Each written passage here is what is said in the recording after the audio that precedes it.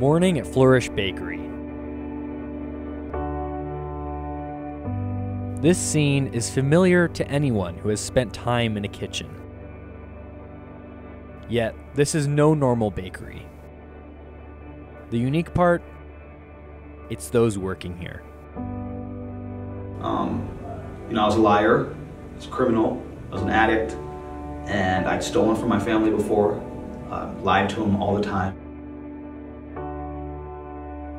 I struggled with addiction for like 15 years, and I've lost everything. I've lost my kids, I've lost completely everything, and now with the help of Flourish Bakery, I've been able to rebuild my life and become the person I need to be.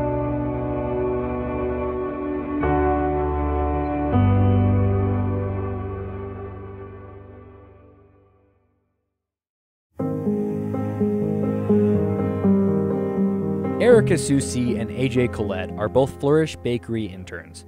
Their journey to the kitchen has been a long one, filled with gang violence and the struggles of addiction. I grew up in South Central LA. I used to be a Southsider, and I was heavily affiliated and high ranking. And we pledged allegiance to the Mexican Mafia. And so my whole idea of a support system was hanging out at the park with a bunch of fellows or riding around in a car with a gun.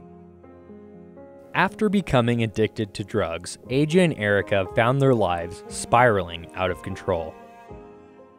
Every time. Yeah. Yep. And then it's all screwed up. And everything is just a huge chaos. The car's gone, the house is gone, the girl is gone, the kids are gone, everything's gone. I'm sitting in jail or I'm on the street. And all you have to do is just tell the truth. There's even times little things when you didn't even use, but you lost your house, you lost everything. I've lived in crack hotels, I've lived in prisons, I've lived in my grandma's backyard or garage. I've never had a normal job. I've worked in clubs or at temp agencies my whole life. Although they struggled to pull themselves out of that hole, they could not do it alone. It's over a 15-year addiction. I can't even think of how many times I've enrolled in college or gotten a job or told my family that I was going to do good this time and all these things that I did. Their recovery process, and many others, was missing an essential element. Reverend Amy Altizer saw this and decided to do something about it. If you can't find what you're looking for, start it.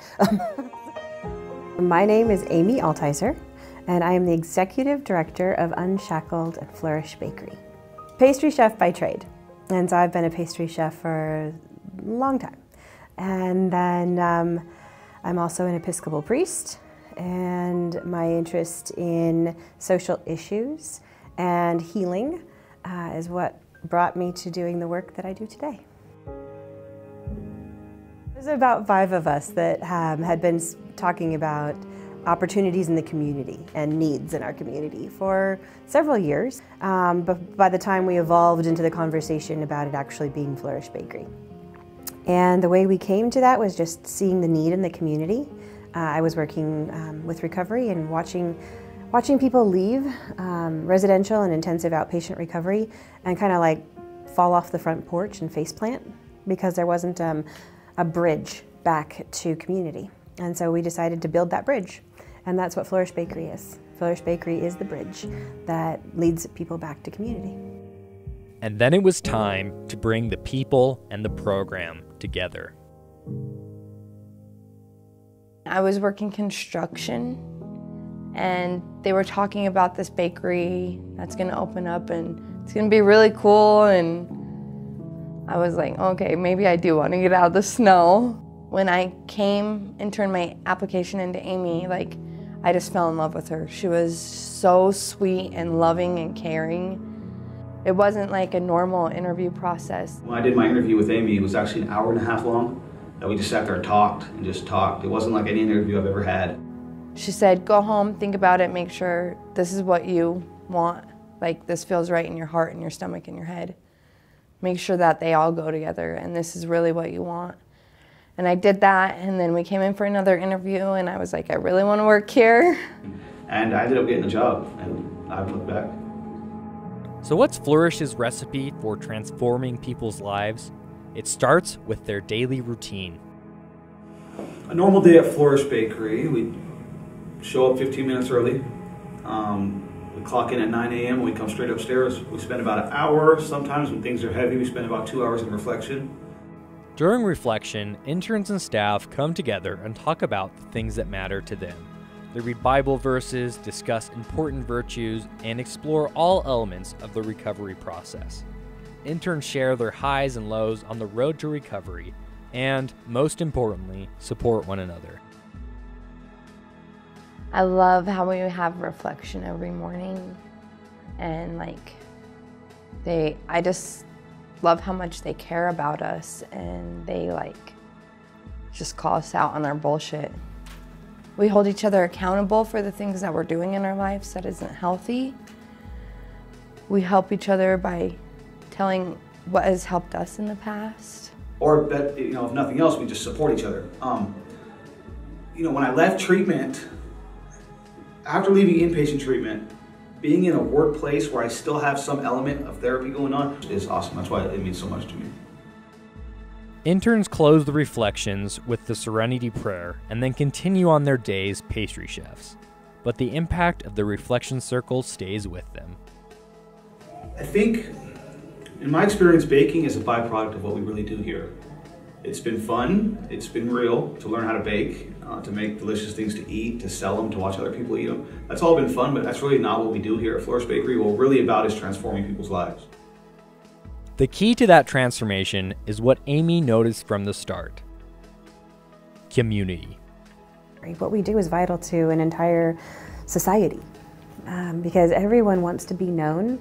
Everyone at their heart, at their core of their being, wants to be seen and loved for who they really are. You don't do the kind of work we do here, the kind of community connection work, the kind of therapeutic work, the kind of soul-searching and recovery-based work here without growing really close to other people. It just doesn't happen. I don't think it's possible to do the work that we do and not become close. So I consider everyone I work with my family, truly. For me, when I came here, I didn't have any connection with other people. It was just the streets. I was addicted to meth for 15 years. And so to take all that lack of connection in the streets and all the politics and the gangs and all that stuff and switch it with something good, switch it with the groups we have here, switch it with the meetings, switch it with the love and the care that we have for each other here at Flourish Bakery, that's what I really get out of it. Baking's cool, baking's fun, but that's not why I'm here. So. Flourish provides the community that creates the change in the interns' lives. We just have a lot of resources that we can use to make our life better and make ourselves feel better, and I've never had that at any other job. These resources at Flourish Bakery include programs such as Fit to Recover and Fair Credit, which have helped AJ and Erica get in shape financially and physically. And the growth doesn't stop there. All these good character qualities came out of me, and my family saw that I was serious about my recovery, that they gave me another chance. I mean, I don't think my family ever gave up on me, but it's like they started believing me after I worked here. Within myself, I've become a leader. I've become reliable. But I definitely think one thing that we all have in common is that we've had a lot of firsts for a productive stance in life. Really, yeah. Flourish has set them on a new path that before seemed impossible. God grant me the serenity to accept the things I cannot change, the courage to change the things I can, and the wisdom to know the difference. Amen. Amen. Hell yeah.